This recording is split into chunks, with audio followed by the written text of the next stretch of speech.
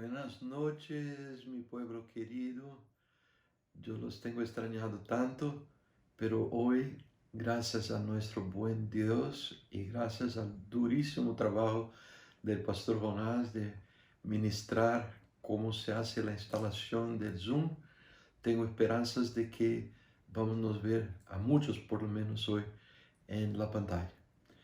Hermanos, es hora de ministrarle nuestro estudio bíblico y que el de hoy tiene el tema algunas buenas mascarillas protectoras. Bien, yo no voy a hablar sobre mascarillas contra el coronavirus porque en cuanto a estas ustedes ya conocen mucho, pero les voy a dar algunas nociones sobre protección de la palabra de Dios en momentos tan duros como los que estamos viviendo y en protección espiritual de nuestras vidas. Bien, déjame empezar diciendo algo bien breve sobre fe. Una vez preguntaron a un niño, ¿qué es fe? Entonces él dio lo que yo conozco como probablemente la mejor definición de fe del punto de vista humano. Él dijo así, tener fe es tratar de creer algo de lo que no hemos convencido que no es verdad. O tener fe es tratar de creer algo que nosotros sabemos que no es verdad. Es un hacer de cuentas. Bien, la cosa que la palabra de Dios dice la definición de la palabra de Dios es muy diferente. Dice que la fe es la garantía de lo que se espera y es la certeza de lo que no se ve. Hermanos, vamos a ser bien sinceros aquí. Nosotros no estamos hablando de algo que usted puede producir, ni yo tampoco. ¿Cómo es que sin ver algo que fue prometido a nosotros, nosotros podemos tener la certeza que esto va a ocurrir? ¿Cómo es que yo puedo decir, yo tengo una garantía? Sí, José Neri, me muestra cuál es tu garantía. Bien, yo creo muy fuerte, yo pienso muy fuerte que va a me ocurrir. Esto no convence a nadie, hermanos. Lo que estoy queriendo introducirles es el pensamiento de que fe es una operación de la gracia de Dios. En hecho, la palabra del Señor nos dice que por gracia ustedes han sido salvados mediante la fe. Y esto, la salvación, la gracia, la fe, esto no procede de ustedes, sino que es regalo de Dios. Hebreos capítulo 2, 12 nos dice que Jesús es el creador o iniciador o el autor, bien como el perfeccionador de nuestra fe. Él es obra de Dios. Él es lo que produce fe y Él nos ofrece la fe y a nosotros cumple aceptarnos la fe o rechazarla. Bien, ¿cómo tener fe? Uno pregunta. Jesús se compadece de nuestras debilidades. Este es pensamiento clave que por ahora creo que todos nosotros ya nos conocemos. Está en Hebreos capítulo 4. No voy a leer todo el texto hoy. Pero como alguien tan precioso, un Padre tan bondadoso, que se compadece de nuestras debilidades, nosotros podemos acercarnos a Él para pedir a Él misericordia y perdón cuando no tenemos fe. Cuando nos falta fe, cuando nuestro corazón solo tiene dudas y nada más, dudas de su propia palabra, no creemos, nos acercamos de Él y pedimos, Señor, perdóname. El Espíritu de Dios nos da arrepentimientos y nosotros vamos a Él y pedimos, Señor, perdóname en mi falta de fe. Bien, precisamos entonces pedir también que por gracia Dios nos regale la fe. Entonces, dos cosas, hermano, para tener esta fe que es la certeza, que es la convicción de los hechos, de las promesas de Dios que van a cumplir. Dos cosas, acercarme a Dios, pedir perdón si yo no tengo esta fe todavía, por mi miserable naturaleza de uno que tiene dudas y no cree. Y segundo, Señor, dame por tu gracia esta fe que tú y solamente tú puedes operar en mi corazón. Mira un ejemplo que tal vez sea lo que se va a quedar en su mente, como lo que hay de más práctico en cuanto a esto. Hubo una situación en que nuestro Maestro y Señor Jesús fue llamado a expulsar un demonio de un niño.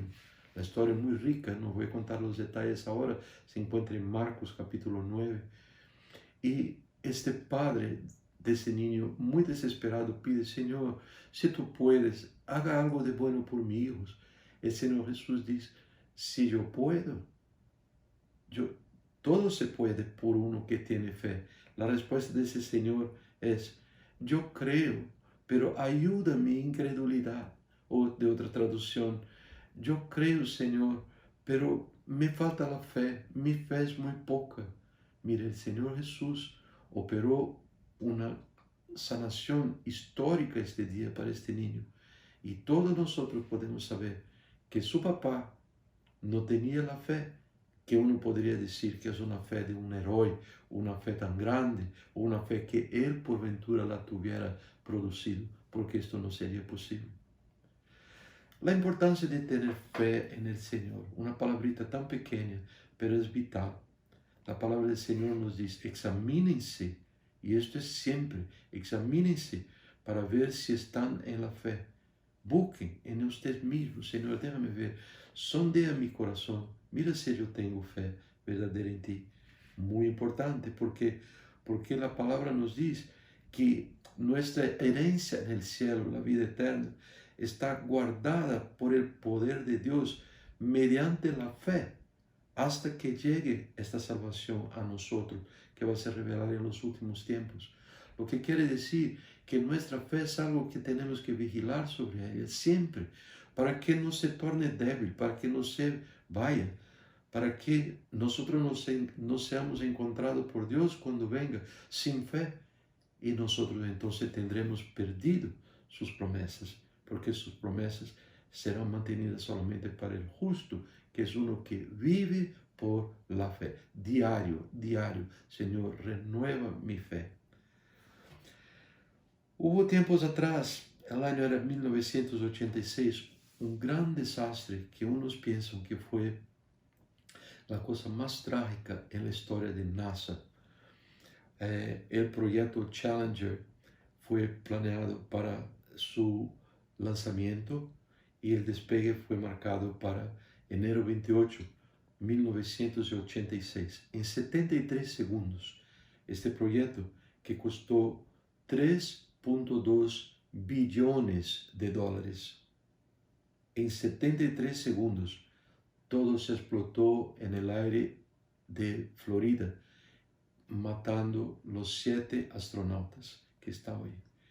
Una gran investigación liderada por el presidente de entonces de los Estados Unidos, Ronald Reagan, fue hecha porque esto no era aceptable. Tenemos que descubrir cómo fue que ese desastre ocurrió. Y se descubrió: 2 pequeñitos anillos de goma habíanse partido, porque la noche anterior al despegue había hecho mucho frío y el material de ese anillo, yo digo 2, pero era uno solo que se partió, un pequeño anillo de goma. Y esto permitió la comunicación de combustibles en los diversos tanques y un liqueo que, en forma resumida, les puedo decir lo que ocurrió. Porque una pequeña pieza, aparentemente insignificante, hermanos, no se dejen iludir de que haya algo más importante que esa pequeña pieza, que es la fe. Nosotros tenemos que mantenerla, y el Señor está se ofreciendo. Estoy como portavoz de su palabra, diciéndole a todos que la fe es producida por Cristo. Él la ofrece a nosotros, y nosotros no podemos nos poner en la posición: no sé si voy a buscar fe, yo creo que tengo mucha fe, ya nací con fe. Hermanos, es diario buscar al Señor Jesús. No sería de más insistir para ustedes sobre estas cosas. La palabra del Señor nos dice que el que cree, el que tiene fe, no es condenado, pero el que no cree ya está condenado, por no haber creído en el nombre del Hijo unigénito de Dios. Esta es la palabra del Señor. Déjame le contar algunos cuidados muy importantes respecto de fe. El primer de ellos es un que yo saqué de la lección de la prédica que hicimos en el día de Pascua. Tal vez usted va a se recordar conmigo. Tenemos que evitar, tenemos que pedir a Dios que nos perdone y nos limpie este pensamiento que dice, esta promesa es demasiado buena para ser verdad. No, es demasiado bueno, esto no puede ser, es muy bueno, es muy grande, requiere mucho poder. Esta es una tremenda ofensa a nuestro Dios y quiero contar a ustedes que es un error muy común en la mente de personas cultas que fueron expuestas a altos niveles de educación, que se asentaron en los bancos de los colleges, de las universidades, y que fueron expuestas a una llamada neutralidad científica. Neutralidad científica es ese aspecto de la ciencia que no tiene emociones.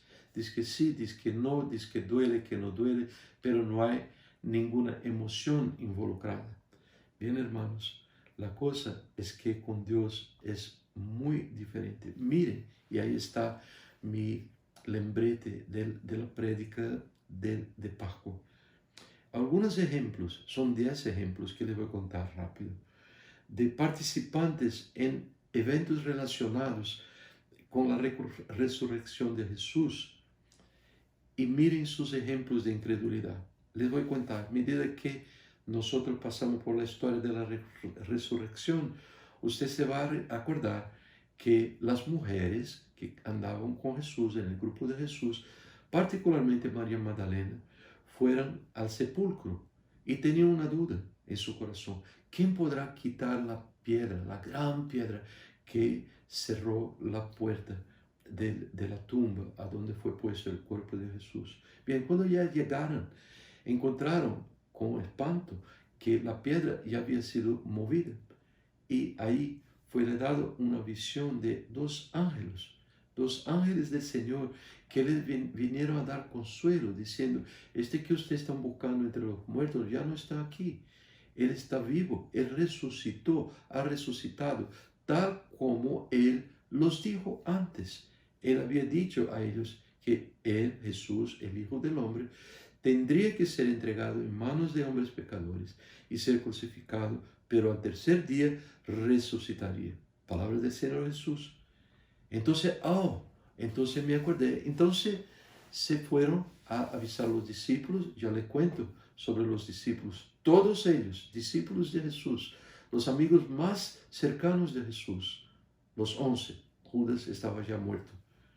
Los 11 pensaron que el relato de las mujeres era una tontería, no podría ser verdad, era una locura. Falta de fe. Es muy bueno para ser verdad. María Magdalena, que volvió por el relato a la tumba, estaba ahí llorando. Entonces, el propio Señor Jesús apareció a ella. Todavía ella no lo reconocía y cuando lo vio llorando, Jesús le preguntó, mujer, ¿por qué lloras? Y ella expresa, mira, después de oír de la boca de un ángel, que le dijo, Jesús resucitó, de acuerdo con la promesa que Él hizo. Ella dice a esta persona, que ella no sabía que era Jesús, dice, Señor, si tú lo has llevado, el cuerpo, conta para mí a dónde está y yo voy a buscarlo. Ella cuidaba que fuera un hortelano, una persona que tomaba cuenta del huerto. Y en su corazón, aunque había visto esta revelación del ángel para ella, contando que Jesús resucitó, ella no creía todavía. Mira, un otro detalle. Las mujeres llevaron a los discípulos una orden que el ángel y después el Señor Jesús les dio. Ustedes salgan de Jerusalén por ahora y van a encontrarse conmigo en un cierto monte en Galilea y ahí ustedes van a ver. Hermanos, este relato que les voy a dar ahora, que es de la primera manifestación de Jesús, de la segunda manifestación de Jesús a los discípulos, nos cuenta que una semana después ellos seguían en Jerusalén. No fueron. Las mujeres vinieron a los 11 discípulos y dijeron, vamos, vamos, vamos, el Señor Jesús nos está convocando a encontrarnos con Él en un cierto monte en Galilea. Se quedaron. No fueron a encontrarse con Jesús, porque no creían que habían hecho una instrucción del Señor. Mira, el mismo día de la resurrección, este domingo, 2 discípulos de Jesús caminaban una distancia de 11 kilómetros para llegar a la villa de Emaús. Y en camino, cuando Jesús se aproximó de ellos, y de la misma manera como ocurrió con María Magdalena, a ellos no le fue dado el percibir que era Jesús. Y Jesús le pregunta, ¿qué están hablando? Y ellos empiezan como que a reclamar, mira, Jesús, es sobre Jesús que hablamos, un profeta poderoso en obras y palabras delante de Dios, pero lo crucificaron, nos crucificaron y nosotros estamos tan frustrados porque abrigábamos la esperanza de que Él sería el que redimiría a Israel. Pero ahora ya hace 3 días que está muerto. Es bien cierto que unas mujeres esta mañana vinieron con unas palabras locas diciendo que vieron un ángel que avisó que resucitó, pero, ¿sabe? No creían. Nada, cero. Personas que habían caminado con Jesús por 3 años y Jesús los admonestó diciendo, qué torpes son ustedes, qué tardos de corazón para creer todo lo que han dicho los profetas. Hermanos, no seamos así. Tenemos que reconocer, Señor, mi corazón está vacío de fe. Al atardecer del primer día, Jesús aparece a los discípulos que estaban cerrados por miedo de los judíos. Todos estaban presentes, pero ellos no creyeron. Pensaron que era un espíritu. Estaban con tanto miedo, con tanto pavor. Jesús dice, hey, soy yo mismo. Mira las señales del clavo. Aquí mi lado marcado con la lanza. Hey, soy yo. Y la palabra dice que todavía no acababan de creerlo. Era muy bueno para ser verdad. Y Jesús dijo, mira, ¿tiene algo de comer? Dame algo que comer. Y le dieron pescado y pan. De forma que comió Jesús y ellos empezaron a se convencer que realmente no era un espíritu. Mira más adelante, una semana después, Tomás no estaba presente este día, uno de los discípulos por nombre Tomás, como usted sabe. Y cuando le relataron, dice, yo no voy a creer, menos que yo vea la marca de los clavos en sus manos, en sus pies, y pueda tocarlas y ver su lado, yo no voy a creer. Una semana después, Jesús se presenta una vez más a los discípulos. Tomás está presente. Jesús dice, porque me has visto, Tomás, has creído.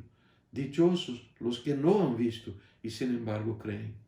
Dichosos son los que tienen esta fe imposible que solo Dios puede operar en un corazón. Un otro evento. Los discípulos finalmente salen de Jerusalén y van a Galilea, en el norte, a la montaña que Jesús había indicado. Cuando lo vieron, lo adoraron. Pero, dice el texto bíblico, algunos dudaban. De los 11, ¿cuántos eran de esos algunos? ¿Eran 2, eran 3, eran 5, 6? Nosotros no sabemos.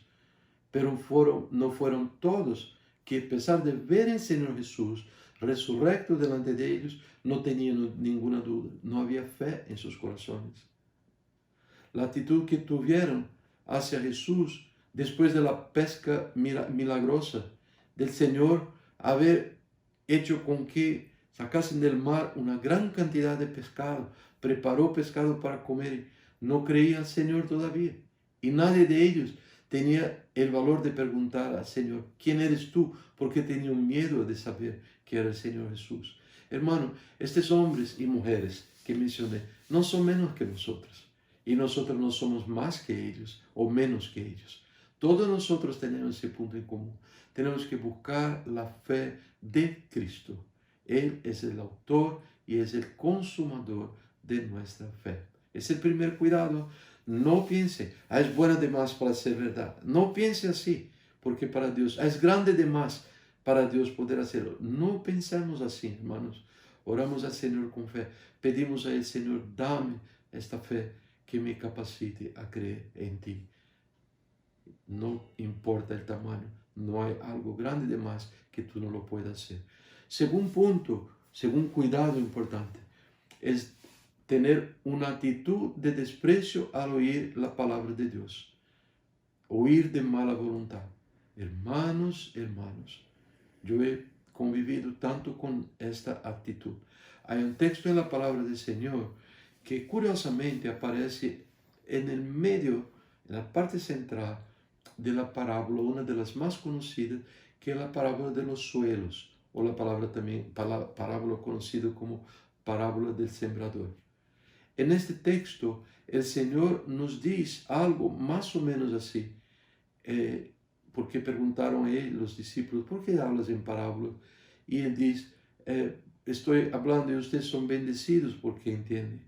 Porque este corazón que yo miro y veo en el pecho de muchos a mi alrededor, son corazones embotados, corazones incapaces de creer. ¿Por qué? Porque oíram de mala voluntad mi palabra, cerraron sus ojos. Por esa razón no percibirán la palabra de Dios. Un gran peligro. La otra traducción que tengo aquí dice así: los corazones de estas personas se han vuelto insensibles. Escuchan a regañadientes, que yo no sabía qué quería decir esa palabra, fui a buscar en el diccionario, dice, regañadientes indica que una cosa se hace a disgusto, protestando o de mala gana. La esposa que dice a la esposa, vamos querido, vamos a oír la prédica de palabra. Ah, no, espera, prédica una vez más. No. O el hijo que no quiere oír, vamos a orar, no quiero, me da vergüenza. Esto es fruto de la carne, esto que somos nosotros. Hermanos, tenemos que identificar esto y pedir perdón al Señor. Pedir, Señor, no, yo quiero oír de buena voluntad, porque somos nosotros que vamos a ganar. ¿Cómo es que vamos a ganar más que todos? Cuando oímos la palabra del Señor, porque Él nos cuenta que Él dejó sus palabras para que nosotros la oigamos y creamos a ella, y que por creer a ellas, el Señor nos dé entonces la vida eterna a través de la fe. ¿Entienden? El Señor nos dio la palabra. Si uno pide al Señor fe y la cree, Él nos da la vida eterna. Y el Señor nos cuenta también que la fe, ella se renueva, ella viene como resultado de oír el mensaje, oír la palabra de Dios. Entonces, hermano, cuidado número 2, cuidemos nuestro corazón para que no tengamos mala voluntad de oír la palabra de Dios. Vamos a hablar la palabra de Dios. Sí, yo quiero estar listo para oír. Señor, no estoy muy dispuesto, estoy un poco perezoso hoy. Señor, sana mi corazón. Es tu palabra. Yo quiero oírla. Hágame capaz de oírla y de hacer buen provecho de ella. El cuidado número 3. Cuidado con la búsqueda de mentores que satisfagan su lujuria y no la verdad. Hermanos, esta es una marca de los últimos tiempos. Un resumen bien corto del sermón profético de Jesús en Mateo 24 nos cuenta que en los últimos tiempos vendrían muchos usando el nombre de Jesús. Muchos dirían, yo soy el Cristo, y más, enganarían mucho. Muchos dirían, mire, aquí está el Cristo. No, allá está el Cristo. Mire, vamos a verlo. El Señor dice, no lo crean, porque subirán falsos cristos, falsos profetas, que harán grandes señales y milagros para engañar, de ser posible, aún a los elegidos. No hagan, hermanos, no hagan. Fíjense en la simplicidad del Evangelio del Señor Jesús.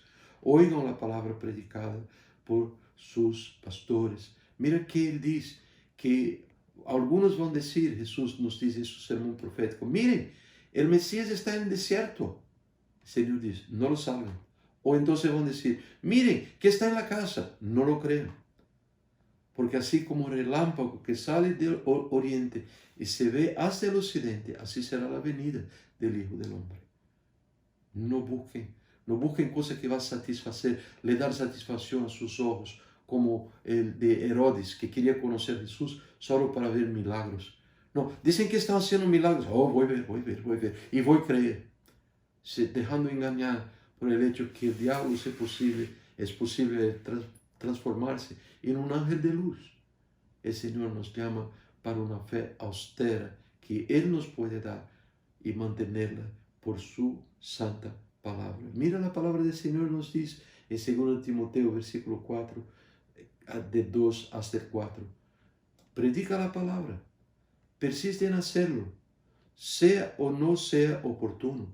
Corrige, reprende y anima con mucha paciencia, sin dejar de enseñar, porque llegará el tiempo en que no van a tolerar la sana doctrina, sino que, llevados de sus propios deseos, se rodearán de maestros que les digan las novelerías que quieren oír, que van a ser fuertes, gordas, sus propias concupiscencias. Hermanos, es el cuidado número 3. Mira que usted no salga buscando mentores de aquí, un de ahí, un del norte, un del sur, porque es bueno, porque no, hermanos, no, hermanos. El Evangelio es mucho más directo, mucho más simple. El Señor pone en su vida personas que traen marcas de buenos pastores. Y sobre esto no voy a hablar hoy. Que traen marcas que usted puede verificar, que no son lobos vestidos en piel de ovejas, pero que le predican la palabra, mismo que sea con sacrificio personal, que lo busca, que lo sostiene, que lo da el conforto, que lo toma por la mano, que se asemejan, en fin, al propio Señor Jesús, y con los cuales, hermanos, nosotros haremos bien si mantuviéramos una excelente actitud. Pero sobre pastores y ovejas yo voy a hablar en la próxima vez en que vamos a estar hablando a los hermanos. Hermanos queridos, humildemente le pido, oigan sus pastores, oigan a sus pastores. Ser miembro de Kendall Brazilian Church, de nuestra familia hispana, oigan sus pastores. Tenemos el pastor Bebeto, el pastor Ercidio, el pastor Jonás, el pastor Ricardo, el pastor Neri. Estos son los pastores que Dios en su provisión ha dado a nosotros. Óiganlo, óiganlo. Hebreos capítulo 13 nos dice, acuérdense de ellos, sus pastores, que le comunican la palabra de Dios. Consideren cuál es el resultado de su estilo de vida. Imiten su fe. Hermanos, obedezcan sus pastores. Sométanse a ellos, pues cuidan de ustedes como quienes tienen que rendir cuentas. Obedézcanlos a fin de que ellos cumplan su tarea con alegría y sin quejarse, pues el quejarse no les trae ningún provecho. Hermanos, ¿son los pastores de su iglesia perfectos? No. ¿Son sus videos los técnicamente más perfectos? Ciertamente que no. Sus pastores los quieren, han dado sus vidas para servir el pueblo de Dios, han predicado la genuina palabra de Dios. Sí, esta es la calificación que usted está buscando. Es muy interesante. Un día, entre tantos videos, una persona me envió uno de los miembros de nuestra iglesia y decía así, pastor, estoy le enviando un video. Y era así, más de una hora, una cosa bien larga. Debería ser muy bueno. Y decía así, pasa, este video es para usted verlo y después me dé una impresión suya. Hermanos, esto es imposible. Yo estoy tratando de estudiar la palabra del Señor y buscando referencias que yo conozco. Pero si uno se pone a buscar su pastor favorito, los mensajes que más le gustan, es imposible usted poner sobre sus pastores. Y no hay censo en poner sobre sus pastores también una sobrecarga. El pastor está aquí, yo vi este video, quiero que usted lo vea también. Y yo le estoy intimando, me cuente tus impresiones. Hermanos, nosotros podemos hacer mejor que esto. Nosotros pastores hemos hecho con gran alegría, un gran esfuerzo para comunicarles la palabra del Señor. para que usted pueda ser alimentado del alimento dado por manos de personas, hombres, a quien ustedes han conocido, a quien ustedes han predicado. Hermanos, otro día, en la apertura de un programa, yo vi a un señor hablando para miles de personas, y además que la transmisión por internet, miles. Él empieza con estas palabras: a todos que me escuchan y todos que me oigan, quiero decir una verdad. Yo los amo profundamente a todos ustedes. Hermano, ¿cómo esto puede ser verdad? Suena como el Hijo de Dios, el Dios Todopoderoso, que es un Dios de la verdad y solamente la verdad. O suena como alguien que está queriendo arrebatar corazones, que lo sigan con un gesto, una palabrita de simpatía. Hermanos, uno dirá, bien, tal vez él quiere decir que a él le gusta mucho predicar. El pastor Bill Hybels, una de las grandes influencias que yo he tenido en mi vida, aunque yo no lo tenga conocido jamás en persona por sus mensajes, él decía, yo conocí este joven que vino a mí diciendo, pastor, cómo me gusta predicar. Yo amo predicar la palabra. El pastor Bill Hybels, con mucho amor, le dijo, joven, lo que usted debe buscar la gracia de Dios para hacer es de predicar porque usted ama las ovejas que Cristo le dio para cuidar. Si usted le gusta, está en el palco, está en el púlpito, está debajo de luces, hay muchas razones que pueden llevar a un hombre a querer predicar. Muchas razones. Hay mucho engaño alrededor, hermanos.